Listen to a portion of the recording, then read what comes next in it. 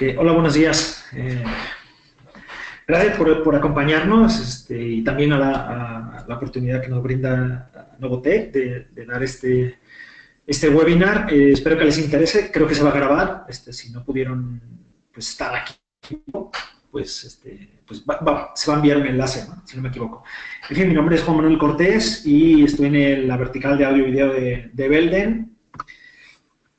Y sí, yo soy Ana. Y empezamos de una vez con el tema del 4K, que es, digamos, lo que está moviendo el mercado actualmente, ¿no? En video y tanto en consumo como en aplicaciones profesionales. Es lo que está, digamos, motivando el desarrollo y es interesante porque no es un movimiento que esté tan impulsado por los fabricantes, sino hay una demanda real, ¿no? De consumo, ¿no? De pantallas, de querer ver más, ¿no? Más resolución, más píxeles, más detalle, y eso, afortunadamente la tecnología ya lo permite. Por recordar un poquito que existen dos estándares a la hora de hablar de 4K, y ninguno de los dos es exactamente 4000 píxeles en horizontal, sino que estamos hablando de los 4096 que se utilizan en Hollywood, en el DCI, en el Digital Initiative, y los 3840 que se utiliza en broadcast, en televisoras, que es el Ultra HD. Por eso se suele hablar de 4K, porque engloba a ambos, tanto a DCI como a UHD. Y recordar que el stand, o sea, el aspect ratio de 16:9 es más el televisivo, ¿no? El del cine es un poquito más panorámico y un poquito más alargado. Efectivamente. Podemos transportar 4K por muchos medios, ¿no? Uno de ellos, por ejemplo, es el coaxial, que pese a la convergencia IP, se sigue vendiendo muchísimo, porque tiene muchas aplicaciones, básicamente, ¿no? Desde broadband a broadcast, desde audio y video comercial, a CCTV. Sí, todavía es impresionante que un cable que se desarrolló tan antiguo, hace tantos años, todavía se siga vendiendo. Y no solo es así, sino que se siguen desarrollando nuevos coaxiales, como por ejemplo esta serie de Belden que soporta 4K. ¿Por qué soporta una resolución 4K? Que es lo mismo que hablar de 12 GHz, o sea, un ancho de banda de 12 GHz, porque el conductor de cobre tiene un baño de plata. Es decir, recordemos que existe una cosa llamada efecto piel, por el cual la alta frecuencia, y el video lo es, solamente utiliza la superficie del conductor. Por eso se suele hablar a veces de coaxial de aluminio cobrizado, o en este caso en particular, de cobre con baño de plata, ¿no?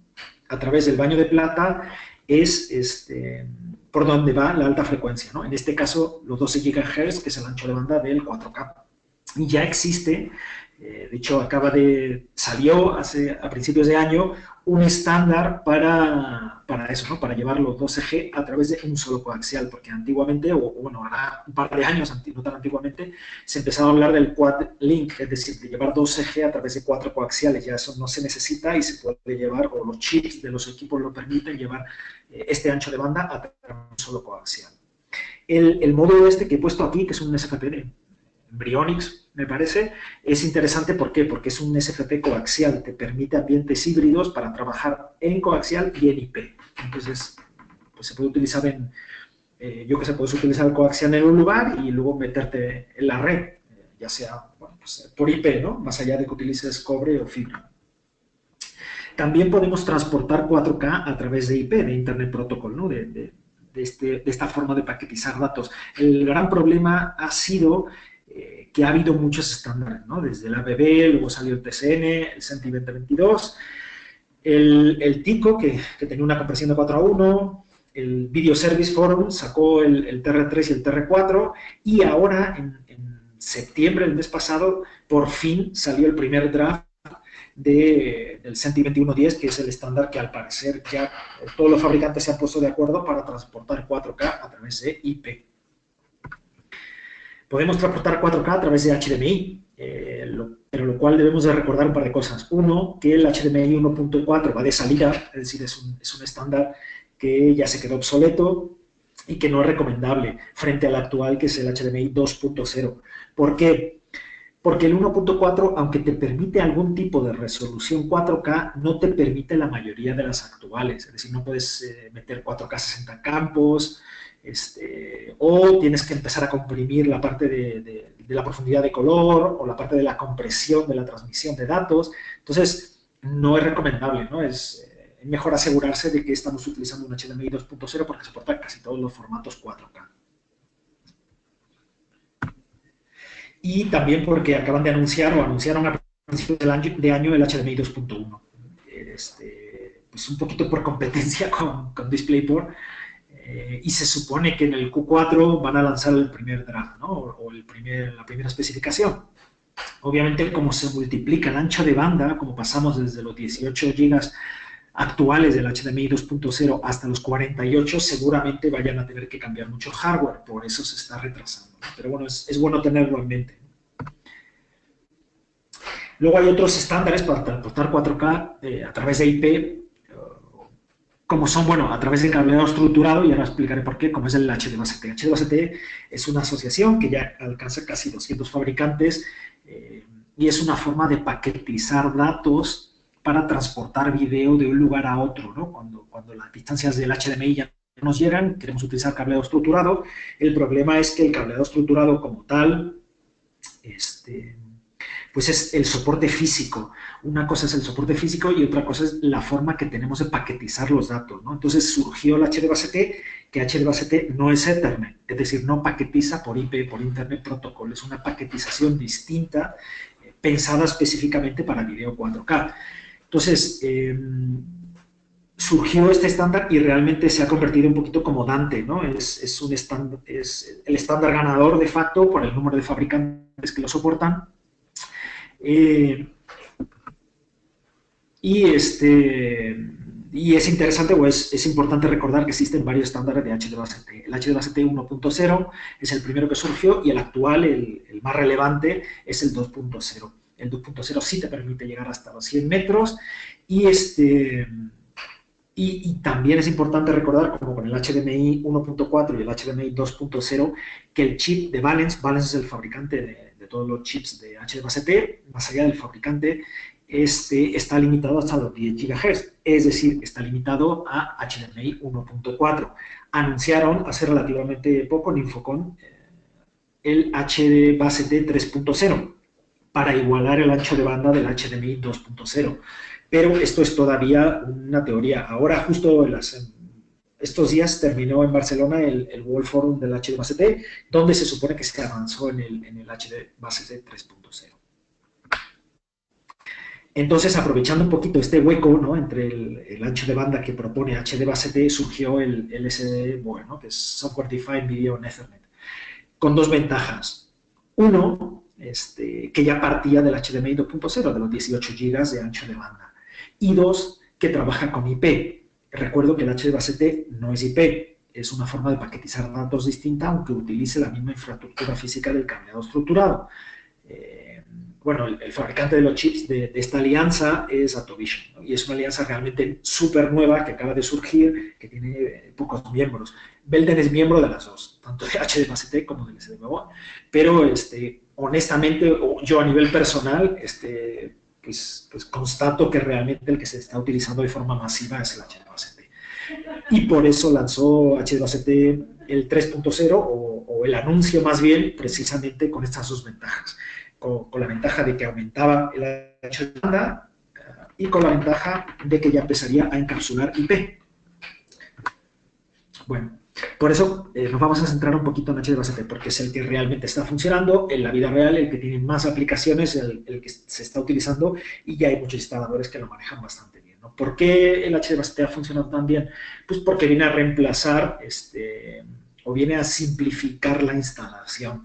Es decir, no es solamente porque te permita llevar video de un lugar a otro utilizando cableado estructurado, que eso ya se hacía, sino porque permite encapsular o paquetizar otras cosas aparte del video. Es decir, el HDBaseT tiene un canal unidireccional de video en torno a 8 GB y luego tiene un segundo canal auxiliar bidireccional que transporta muchas cosas interesantes y prácticas, como son, por ejemplo, el PoE, es decir, te permite llevar hasta 100 vatios, que eso actualmente los instaladores de redes todavía no alcanzan, no llegan o no se suele utilizar. Todavía el PoE actual se tiene que utilizar para puntos de acceso, para cámaras IP, que que requieren muy poquito bataje, pero llegar hasta 100 bataje, hasta 100 vatios es espectacular y permite muchas cosas. Imagínate, por ejemplo, un aeropuerto donde tengas muchas pantallas y necesites ponerlas en lugares donde no tienes toma de corriente. Es decir, ya vas a empezar a poner tus displays allí donde se necesitan, no allí donde el electricista puso pues un multicontacto. ¿Por qué? Porque puedes utilizar un solo cable y enviar la señal y además alimentar el display. Alimentar un display hasta 66 pulgadas, de hecho, ¿no? Que son los que te aguantan hasta 100 vatios, por ejemplo. O tiene señales de control, tanto a nivel de USB como a nivel de infrarrojos, ¿no? O de 232.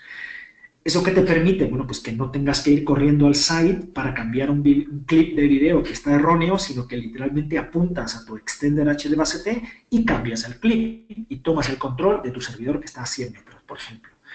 O enchufas un keyboard, un teclado y empiezas a cambiar cosas o imagínate el precio el precio de tus ítems que lo estás poniendo en tu display, lo empiezas a cambiar directamente conectado al extender de tu display. No necesitas conectarte localmente, ¿no? al servidor que esté a 100 metros. O, por ejemplo, para tema de retail, para tema de centros comerciales, las típicas pantallas touch que tienen intercambio bidireccional de datos, de dónde está la tienda tal, dónde estoy yo, cómo llego, pues eso también te lo permite HD base T, ¿no? Es decir, tiene muchas cosas internas muy interesantes y de las cuales ahora hablaremos.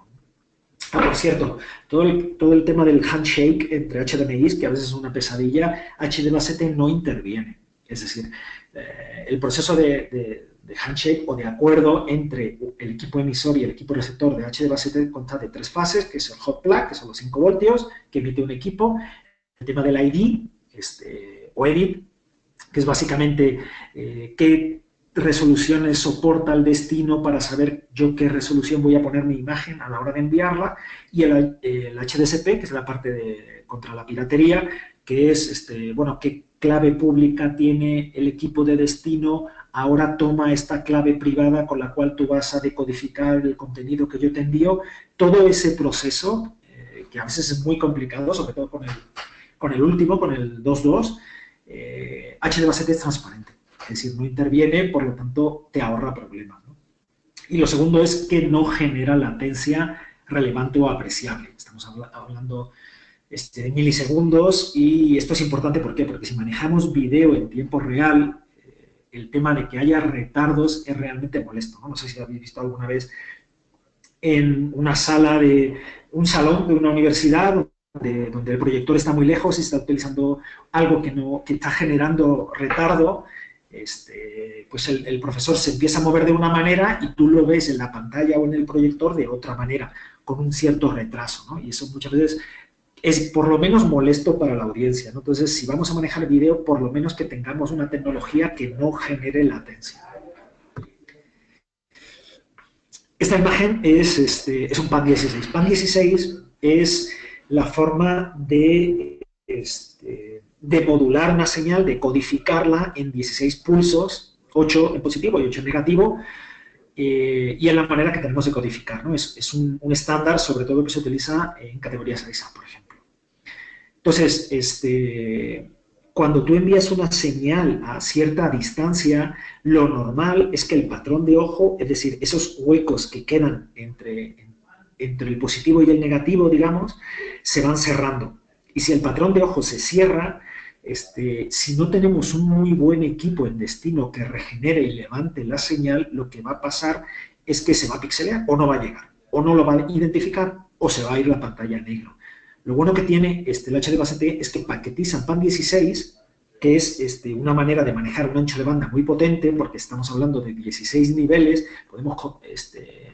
podemos hacer un sampleo, digámoslo así, mucho más exacto de un vídeo 4K, pero es capaz de una imagen en destino, como la que veis a la derecha, levantarla y entender digamos, dónde está cada uno de los niveles, ¿no?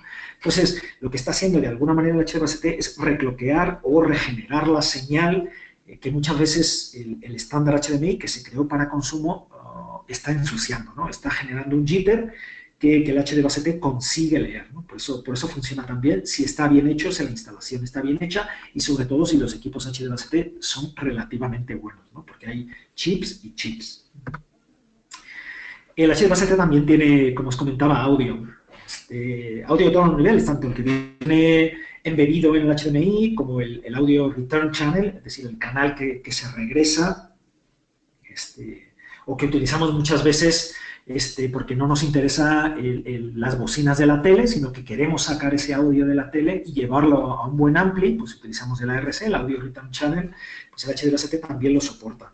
Y soporta otro tipo de formatos digitales como Dolby DTS, como el SPDIF, o sea, el Sony Philips DIF, que es un estándar de audio digital, que habitualmente, bueno, pues tiene, o funciona a través de coaxial, de RCA, o funciona a través de fibra, ¿no? Que es un tipo de fibra plástica.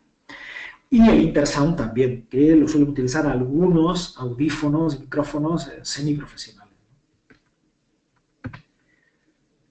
Como os comentaba, el canal de Ethernet que tiene dentro es interesante porque HDBaseT no es Ethernet, pero tiene un canal de Ethernet interno a la paquetización HDBaseT precisamente para enviar datos. Imagínate pues, la información de vuelos que está cambiando de forma dinámica, conectado a un servidor que va y vuelve, o el tema del touch en los centros comerciales, o bueno, en fin, numerosas aplicaciones, ¿no?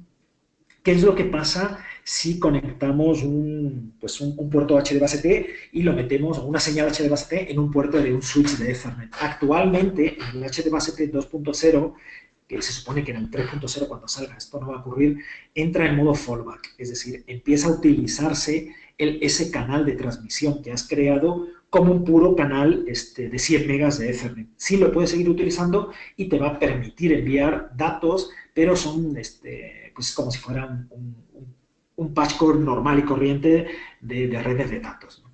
Entonces, de alguna manera estamos perdiendo toda la capacidad del HDBaseT. Nos permite utilizar este control RS232.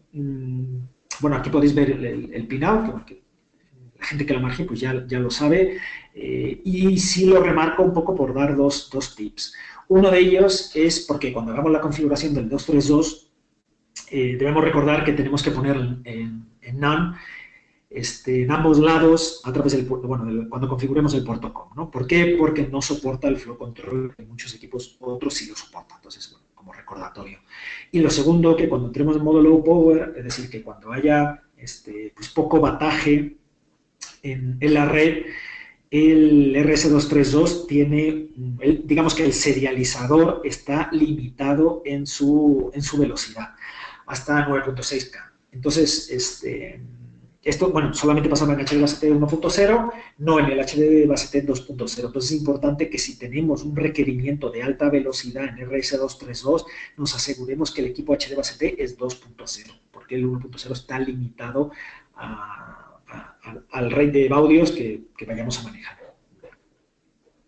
El tema del control de infrarrojos. Bueno, como recordatorio general, ya sabéis que el infrarrojo, bueno, lo que hace es digamos, modular los datos o los comandos sobre una portadora que va a 38 kHz. Entonces, esta señal portadora HDBaseT tenemos dos maneras de manejarla.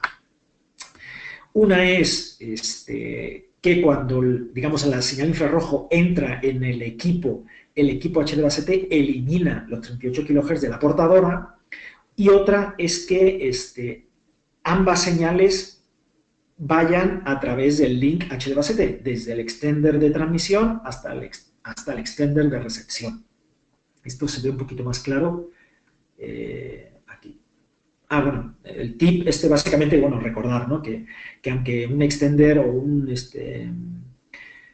pues digamos, pues sí, un extender, digamos, de infrarrojos utiliza un jack, no es audio, es decir, tened cuidado, no vayamos a equivocarnos y vayamos a meter audio justamente en este puerto porque podemos dañar el receptor de infrarrojos. Esto es lo que os comentaba antes. O utilizamos digamos, el infrarrojo propio del extender que está integrado. Entonces el LPF, que es un low pass filter, es un filtro paso bajo, lo que hace es eliminar la portadora, o si utilizamos un extensor o, digamos, o un equipo o un enlazador externo de infrarrojos al equipo HD base T, pues habitualmente la señal que llega se transmite completa, incluyendo portadora, a destino, ¿no? Como veis acá. Este es el destino y lo que hace es que si no viene con señal de 38 kHz de la portadora, hay un modulador que suma la señal para poder sacarlo y transmitirlo al infrarrojo que tengamos en destino, ¿no? Allí donde vaya a ir la señal. Entonces, ¿por qué es importante esto? Para saber la compatibilidad, para saber qué equipos tenemos en origen y qué equipo tenemos en destino, para saber si soporta el tipo A o el tipo B o los dos a la hora de hacer la instalación, para ver si vamos a necesitar un infrarrojo externo o no lo vamos a necesitar. Otra señal de control que maneja el HDBaseT de forma transparente es el SEC, ¿no? El CS, que es, bueno, pues ya veis que cuando apagáis el Blu-ray se apaga la pantalla, o que utilizamos el display para mostrar el menú del Blu-ray, en fin, que existe una comunicación entre los equipos utilizando el HDMI. Para el HDBaseT lo que se llama un pass-through, es decir, que es transparente y que la señal va de un lugar a otro. Es decir, que podemos seguir haciendo esto. Podemos seguir utilizando, por ejemplo, el infrarrojo, apagando el reproductor que tenemos en destino, simplemente apuntando a la pantalla. Igual, con el tema del USB pasa lo mismo, ¿no? Que tenemos realmente un sistema KVM de keyboard, vídeo y mouse. Es decir, que podemos conectar pues, desde audífonos a través de USB. Imagínate que eres un integrador residencial y quieres tener HDBaseT en todas y cada una de tus habitaciones y tienes el sonido o la música en un site central y tú te conectas con tu audífono en un puerto HDBaseT o en un puerto USB, en un extender HDBaseT en cada una de las habitaciones y tienes acceso a esa música. No necesitas ir cargando con tu música. Simplemente, bueno, igual con un control remoto vas cambiando tus canciones si quieres o no. Entonces, también se permite, por ejemplo, para temas industriales. Imagínate que tú ya no quieres tener el site en planta, lo vas a tener en un site controlado, centralizado, y lo que haces es que conectas tu mouse o tu keyboard simplemente en un puerto HDBaseT, ¿no? En un extender HDBaseT más bien, para manejar remotamente tu servidor. Yo qué sé, en Internet cafés, igual, ya no necesitas tener muchísimas computadoras para que la gente se conecte, sino simplemente un pequeño extender en cada uno de los displays, ¿no? Donde se vaya a sentar la gente, por ejemplo. Bueno, como tip, que son hasta 7 dispositivos USB, que bueno, ya ahí depende de qué tipo de instalación tengamos, pero bueno, tener en cuenta este límite. No tanto que podemos conectar más o menos, sino simultáneamente, ¿no? El tema del PoE, bueno, como recordatorio de cómo funciona el PoE, habitualmente primero se emite pues es un voltaje, luego el equipo de destino genera una resistencia, como diciéndole al equipo de origen, ok, necesito PoE para ser alimentado, y luego lo que va haciendo es subiendo el nivel de bataje de acuerdo a las necesidades de destino. Aquí lo importante es recordar qué tipo de PoE maneja vuestro extender o qué tanto bataje necesita el equipo de destino para ser alimentado. Pues como os he comentado, bueno, no alcanza los 100 vatios, pero casi, ¿no? Eso es 47.5 por los dos interfaz PoE que tiene un HDBaseT, entonces son casi 100 vatios. Y es importante esto, ¿por qué? Porque no vaya a ser que el equipo de origen no te genere tanto bataje como se necesita en el equipo de destino. La imagen que veis ahí lo que viene a representar es algo interesante que está pasando y que es que ya hay muchos fabricantes de displays, varios, no mencionaré marcas, que empiezan a tener puertos HDBaseT integrados. ¿Para qué? Pues bueno, no tanto para ahorrarte el receptor HDBaseT, sino sobre todo para no necesitar circuitería ACDC, para no tener problemas de mantenimiento, de calor, para que directamente con un cable HDBaseT entreguemos la señal y alimentemos el display, lo cual es fabuloso para ahorrarnos pues, lo que te cuesta la factura de la luz, que generalmente el jalón que hace un circuito ACDC es mucho mayor que un PoE, que es mucho más ajustado a nivel de bataje, sino sobre todo porque podemos poner el display donde queramos, más allá de que haya eso, ¿no? Multicontacto, ¿no? Por ejemplo. nos ahorramos mucha instalación.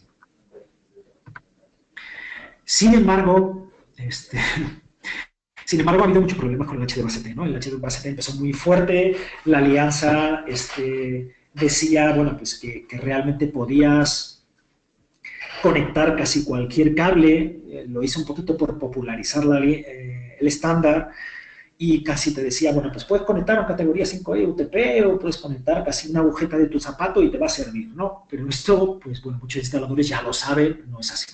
Es decir, no está funcionando así. ¿Por qué? Porque poco a poco el instalador quiere sacar provecho del HDBaseT, empiezan a meter resoluciones 4K, empiezan a meter un bataje de PoE más grande, empiezan a utilizar señales de control. Entonces, todo ese sacarle partido al HDBaseT lo que está haciendo es que el ancho de banda que te da el cable llegue a su límite. Entonces, muchos instaladores ya se dan cuenta de, oye, no me llega la señal donde me tiene que llegar. ¿Por qué? Bueno, pues muchas veces porque tenemos buenos equipos, pero no tenemos un buen cable, ¿no? Entonces, en el BEC, en el Belden Engineering Center, Belden hizo muchas pruebas, publicó white papers con distintos cables propios y ajenos, con distintos extenders, incluso varios extenders del mismo fabricante, con distinto tipo de señales, y siguiendo lo que se llama el Gold Standard o el estándar dorado del HDMI.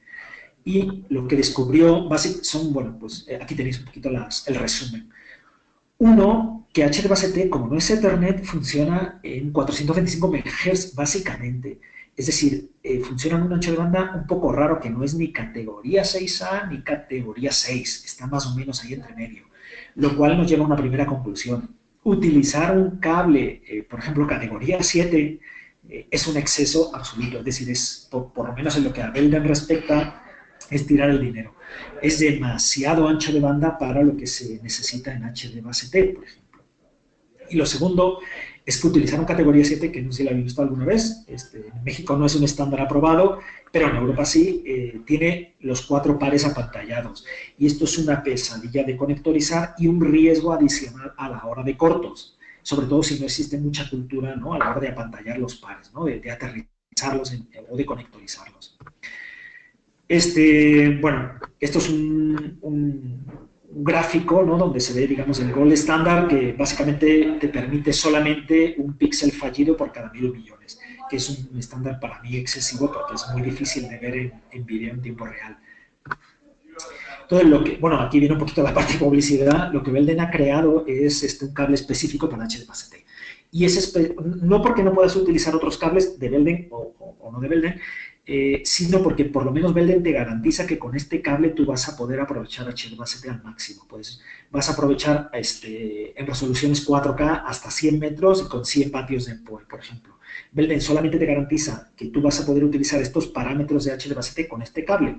Sí puedes utilizar otro tipo de cables, pero lo que Belden recomienda es un categoría 6A, o si utilizamos un categoría 6, pues por lo menos que sea blindado, ¿no? Es un riesgo o para correr menos riesgos, ¿no? Porque el día de mañana te cambian la fuente de señal y empezamos a utilizar una fuente en 4K, o empezamos a cambiar los displays, a poner 4K en displays, o empezamos a utilizar un bataje potente. Y recordar que el bataje, como dice la teoría, no se pierde, sino que se transforma. Es decir, que se transforma en calor y el calor acaba degradando la señal.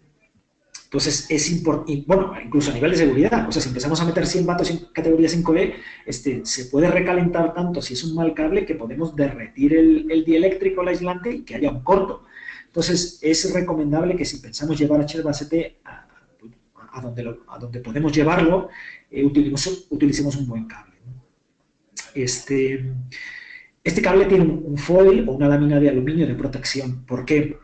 ¿Por qué no apantallamos los 4 pares? Porque el problema del HDBaseT no está tanto en la diafonía intrapares, es decir, el ruido que se genera en los 4 pares internamente, sino en la interferencia o el ruido que generan los otros cables que van alrededor del cable HDBaseT cuando van en un bundle, que es siempre en la vida real. Lo normal es que a través del ducto vayan muchos cables, entonces el HDBaseT es susceptible de verse afectado por el alien crosstalk, es decir, por el ruido que le meten los otros cables. Por eso lleva un foil para proteger la señal. Perdón. Y además, el foil te permite que haya disipación de calor, que si le metemos 100 vatios de PoE para alimentar un display, no, pues ese calor se vaya de alguna manera y no acabe degradando la señal. Y si os fijáis, el drain wire o el hilo de drenaje está de forma helicoidal. Lo que está haciendo es agarrar el layout o disposición de los cables. Es decir, porque es muy importante cómo vayan estos cables dispuestos y que no haya, digamos, que no se empiecen a abrir o que no se empiecen a separar. Una herramienta adicional para evitar que los dos conductores de cada par se separen es utilizando par pegado. Par pegado es una patente de Belden que te permite proteger la señal del ruido externo. ¿Por qué? Porque no solamente vamos balanceando la señal utilizando dos conductores en un par, sino que además la vamos trenzando, que es una protección adicional para evitar que el ruido afecte de manera disímil, o sea, o de manera distinta a cada uno de los conductores. Pero es que además, si pegamos los dos conductores, lo que hacemos es que cuando haya una instalación, cuando empecemos a jalar el cable o a doblarlo, no se generen huecos, no se abran los dos pares. Porque si se abren, el ruido que está afectando la señal ya empieza a ser distinto. Entonces, una manera de asegurarnos es mantener los dos conductores pegados dentro de cada par. Además, bueno, pues por no apantallar cada uno de los cuatro pares como en categoría 7, es mucho más estrecho, es mucho más fino, te permite un mejor radio de curvatura, no te llenan los conductos, que muchas veces es un problema, ¿no? En conductos finos, y te permite, pues eso, ¿no? Girarlo un poquito mejor, ¿no? Bueno, Belden va a sacar, o anunció, digamos, en Infocon, y esperemos que lo acabamos de cerrar ahora en el Q4, un programa de certificaciones para instaladores de HD base T, donde vamos a otorgar una garantía extendida a la instalación si utilizas el cable de Belden. Si utilizas este cable en específico para 4K, que es el 2183 de Belden, pues te vamos a dar 25 años de garantía, y si no utilizas 4K, pues te vamos a requerir que por lo menos utilices un categoría 6 blindado o un categoría 6A UTP. Bueno, siguiendo con el HDBaseT y con la instalación, algunos tips que creo interesantes y que espero que os resulten útiles, ¿no? Uno, recordar que el puerto HDMI genera 5 voltios, que si no, no hay manera de comunicarse. Entonces, si medimos con un voltímetro estos 5 voltios, por lo menos nos aseguramos de que se esté generando, porque puede ser que sean 4.5 y ya la comunicación HDMI no funciona. Hay testers como estos que se ven en la imagen, que pueden ser cualquier otro, que uno es un generador de señal para ver si el puerto HDMI del display o del proyector está funcionando correctamente, y el otro es un analizador de la señal que está saliendo de la laptop o del servidor o del media player o de donde sea a través de HDMI para ver qué tipo de señal está saliendo y si está funcionando adecuadamente o en qué tipo de resolución. El splitter que veis ahí es interesante, ¿por qué? Porque hay equipos HDMI antiguos, como por ejemplo los de 1.2, el HDMI 1.2, recordad que antes hablábamos del HDMI 1.4, que ya 1.4 es antiguo, pues todavía hay equipos antiguos de 1.2 que no tienen el stretching. El stretching es algo que surgió a partir del HDMI 1.3 y que consiste básicamente en estirar la comunicación. Es decir, si la velocidad a la cual está emitiendo el HDMI de origen es excesiva para el HDMI de destino, el HDMI 1.3 generó algo llamado stretching, que es el equipo de destino le dice al origen, oye, tranquilo, reduce tu velocidad porque no hay comunicación, se van a perder datos, ¿no? Pero si tienes un equipo HDMI antiguo de 1.2 que no tenga el stretching, bueno, pues se recomienda utilizar un splitter. ¿Por qué? Porque hace un poco de buffer y genera de forma artificial este tipo de stretching, por ejemplo. O utilicemos HDMIs que estén certificados. Hay etiquetas que te avisan si es un HDMI 2.0 que soporta todos los estándares 4K, y esto es importante para saber pues, qué tipo de HDMI tenemos. No vaya a ser que sea un cuello de botella a la hora de transmitir 4K. Hay una aplicación muy interesante para celular que os la podéis bajar tanto para Apple como para Android, que te permite, por ejemplo, checar la compatibilidad de equipos HDBaseT. Imagínate que, bueno, si tienes un extender y un receptor de HDBaseT del mismo fabricante, bueno, lo normal es que sean compatibles. Pero imagínate que no, que tienes un proyector con puerto HDBaseT y un emisor que es de otro fabricante. o un display con puerto HDBaseT y un emisor que es distinto. Entonces, esta aplicación te permite averiguar qué tan compatibles son. Entonces, tú metes el equipo de origen y el de destino y te dice, bueno, pues sí son compatibles en HD, pero no en 4K. Sí son compatibles en PoE tipo 1, pero no tipo 2, por ejemplo, ¿no? Entonces, es interesante, bueno, pues saberlo a la hora de ir a instalar. No vaya a ser que vayamos a instalar y no funcione, y es precisamente porque no son compatibles, ¿no? HDBaseT genera cursos y alianzas, en fin, que son interesantes para aprender sobre este tema.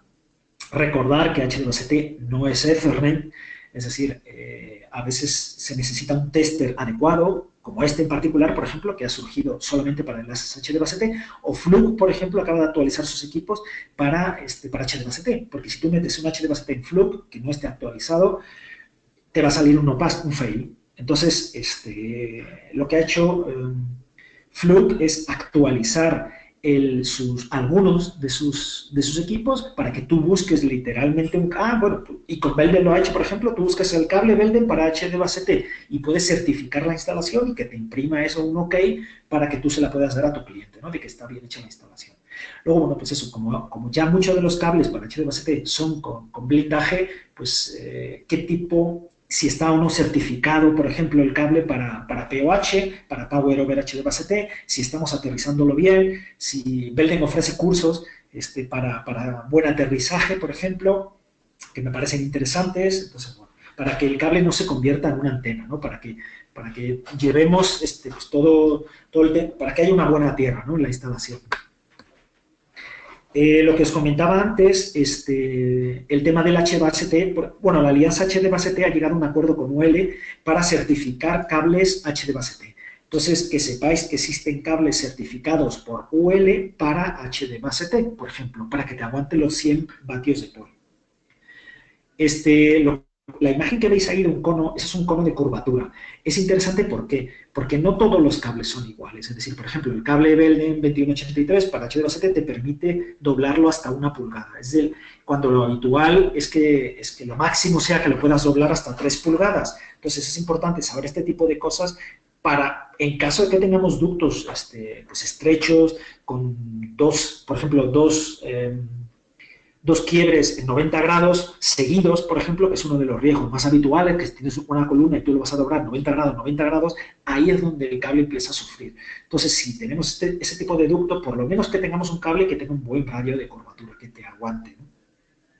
El tema de los balastros antiguos de las luces fluorescentes es, bueno, por lo menos que haya una cierta distancia, algunos dicen 10 centímetros, 20 centímetros, en fin, depende de qué tan antiguo sea, porque uno de los mayores generadores de ruido son los balastros antiguos. Entonces, separarlo de allí donde haya cables de datos. Bueno, las 3 imágenes de abajo la pongo porque, bueno, se me hacen interesantes, ¿no? ¿En qué sentido? En el sentido de que seguramente si presentamos la primera instalación, pues no nos paguen. Eso se ve, en fin, se ve mal y el financiero no lo va a aceptar. Eso está claro. Y si presentamos la tercera, pues seguramente nos van a pagar porque se ve muy bonito. Es un peinado casi de peluquería. ¿Qué es lo que pasa? Que oye, a lo mejor la performance de los cables de la primera imagen es mejor que la de la tercera.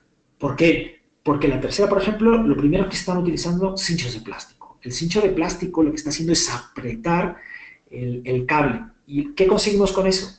Lo único que se consigue es cambiar la impedancia, es variar la distancia entre los conductores o variar el ancho del dieléctrico respecto al ancho del conductor, y entonces cambia la impedancia y ya la distancia se ve afectada, ya la señal no llega donde tiene que llegar. Por eso siempre es mejor utilizar tipo velcro. Lo segundo es que no pongamos las agarraderas a una distancia similar, que no lo hagamos con regla la instalación, sino que lo pongamos al azar. Esto es algo que se suele saber, pero que a veces no se hace precisamente por dejarlo bonito. Si ponemos agarraderas exactamente a la misma distancia, lo que estamos haciendo es generar un patrón para que cualquier ruido de interferencia, cualquier armónico, cualquier señal externa que digamos esté en esa misma frecuencia, se acabe sumando la señal como ruido. Entonces es mejor, sobre todo al principio, cuando están los equipos conectados, que es donde más problemas de estabilidad con la señal hay, que lo hagamos un poquito al azar. Como recomendación general, como hace un poquito la imagen de en medio, ¿no? Bueno, pues no aprieta mucho, lo deja un poquito más holgados, porque es mejor dejar respirar un poquito los cables, sobre todo al inicio, ¿no? Y luego recordaros que si desforramos excesivamente o destrenzamos excesivamente un cable, lo estamos desprotegiendo. La protección de un cable o de una señal contra el ruido externo viene muchas veces del trenzado, de qué tanta disposición haya entre los cuatro pares. Mientras más cambiemos eso, más proclive es que la señal se vea afectada por el ruido. Y bueno, por recordar, bueno, ya vamos finalizando, por recordar un poquito cómo empezamos, ¿no? Es decir, el tema no es solamente porque demos mucha lata con el tema del 4K, que está llegando, que está ya aquí, ¿no? El Ultra HD famoso. Bueno, que tiene aplicaciones profesionales continuas, ¿no? Tanto pues a nivel médico para detectar exactamente, para que tengamos más píxeles para detectar dónde está el problema, dónde está la enfermedad, para el tema del oil and gas, de dónde está exactamente o hasta dónde tenemos que cavar, el tema de seguridad, pues para que se vea bien la cara del que ha cometido el delito, o para temas militares, ¿no? En fin, para mapas, para geometría, en fin, que a nivel profesional se tiene claro. El tema es que a nivel de consumo se está disparando precisamente porque ya vemos claramente cuando estamos viendo una señal 4K en 30 campos por segundo o en 60 campos por segundo, por ejemplo, cuando se hace un slow motion o una cámara lenta en deporte, ¿no? Por ejemplo, en fútbol. O cuando estamos utilizando una profundidad de color a 8 bits, es decir, que utilizamos palabras de 8 bits para decodificar el color, o de 10 bits o de 12 bits. O sea, ya podemos ver display que te dice, bueno, el procesado ya no es a 8 bits, es a 10 bits, y el display ya no es a 8 bits, es a 12 bits, por ejemplo, ¿no? Y es importante tenerlo en cuenta precisamente por el ancho de banda que son capaces de manejar.